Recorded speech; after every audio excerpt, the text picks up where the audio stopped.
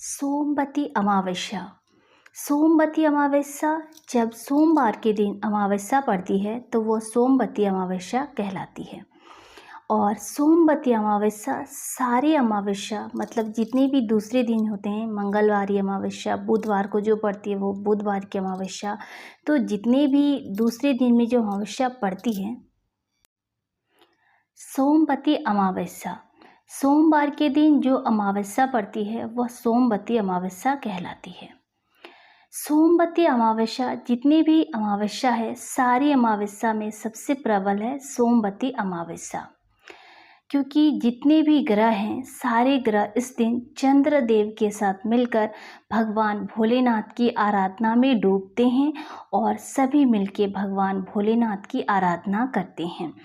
और इसीलिए इस दिन किया गया दान पुण्य सत्कर्म हमारे जो पितरज हैं, जिनकी 3 गतियाँ होती है, पितर आहूत और वासुक, तीनों को तार देती है।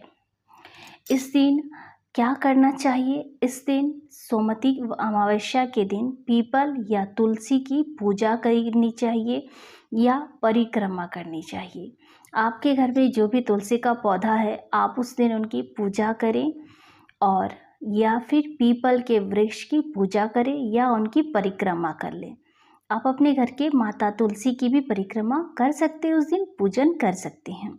इससे भी आपको बहुत फल मिलेगा, क्योंकि हमारी जो पूर्वज है, जो पितरज है, जो चले गए हैं अधोगति अवस्था में, अधोगति अवस्था मतलब किसी का एक्सीडेंट हो गया हो या कोई बीमारी से कम उम्र में ही चला गया हो, तो जब आप पीपल के वृक्ष की परिक्रमा करेंगे या तुलसी के वृक्ष की परिक्रमा करेंगे, तो जो अचानक से जिनकी मृत्यु हो गई है या जो अधोगति में चले गए, अकाल मृत्यु हो गई है या गर्भ में ही कोई शिशु शांत हो गया हो, तो उनकी जो गति है वो तर जाती है, यानी उन्हें मोक्ष की प्राप्ति हो जाती है और उनकी जो आत्मा अतृप्ति भटकती रहती है, उनसे भी वो मुक्त हो जाते हैं, भगवान के चरणों में स्थान पाते हैं और आपको अपना आशीर्वाद देते हैं, क्योंकि आपने उनकी मुक्ति के लिए, उनके मुक्ति के निमित्त आपने ये परिक्रमा की, ये पूजन किया।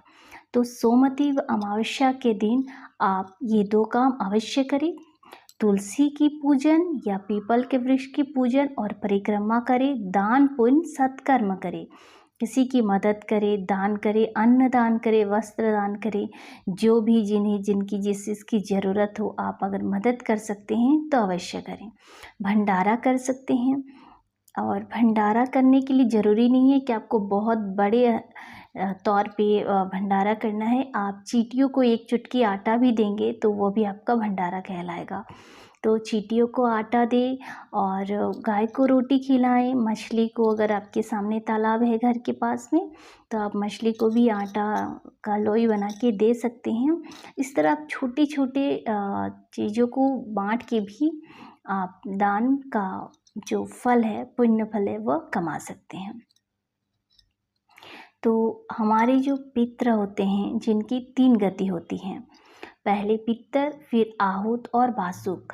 गर्भ में जो शांत हो जाता है, यानी 2-4 महीने गर्भ में आता है, फिर गर्भपात हो जाता है या किसी कारणवश बच्चा नहीं रह पाता है, जन्म लेने के बाद भी भगवान के पास वापस चले जाते हैं, या जिनकी शादी नहीं होती है और कुमारी अवस्था में ही जिनकी मृत्यु हो जाती है, तो वह आहूत के श्रेणी में आता है।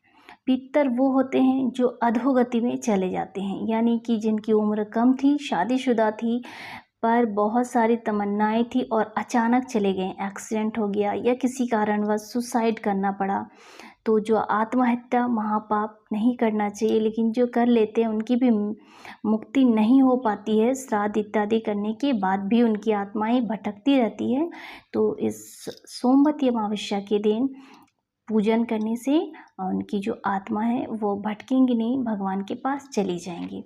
और तीसरा होता है, जब हम यानी घर की जो माताएं होती हैं वह तुलसी या पीपल की परिक्रमा या पूजन या दान पुण्य कुछ भी करती है, सत्कर्म करती है, तो ये तीनों पितरों को उनका भाग मिल जाता है और वे तर जाते हैं। उनको पिंड तर्पण की ज़रूरत नहीं पड़ती है। इसलिए सोमवती अमावस्या का कर्म हमारे हिंदू धर्म में सबसे ज़्यादा किया गया है। तो सोमवती अमावस्या को आप भी अपने पूर्वजों के निमित्त, अपने जो हमारे पितर हैं उनके निमित्त ये उपाय अवश्य करें, क्योंकि पितर जब प्रसन्न होते हैं तो आपको आशीर्वाद देते हैं, जिनकी वजह से आपके घर में हमेशा खुशियाँ भरी रहती है, बरकत रहती है, धन दौलत किसी चीज़ की कमी नहीं रहती है।